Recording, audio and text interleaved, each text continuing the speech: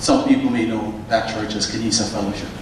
That's a little bit of a different church, non-traditional in the GTA. But to speak more to the question that you asked about what are some of the things that we can do, and the first thing I would say is for young people who are in their churches having some challenges with doing some non-traditional things, you have to develop some courage.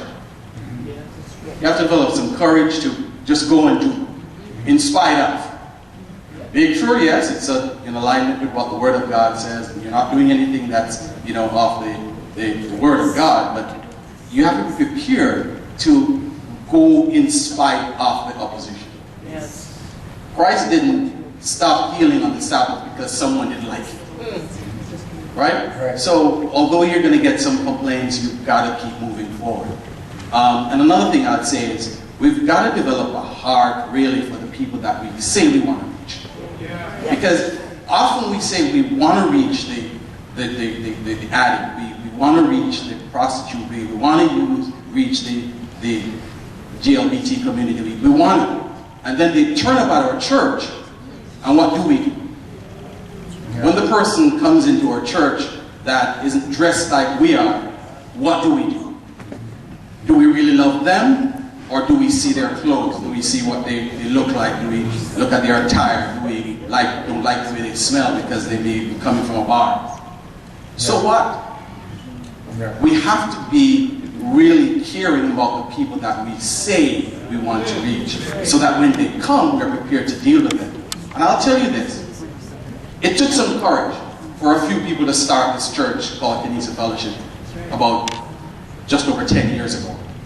And there are still people, can we keep it real? Yeah, keep it real, Lenny. There are still some people in our Seventh-day Adventist community in the GTA that would never attend that church. Never. And I hear them. And they tell us they will never come. And they are most critical of that church because we're so different. But they've never been there. So they have no idea how different we are. And if you check the Word of God, there's nothing that we're doing that's outside the Word of God.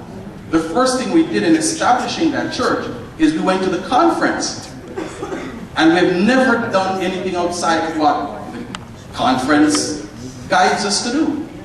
But yet, we're still the church that's a little bit different. And that's all right, because it takes a little bit of courage to do things different.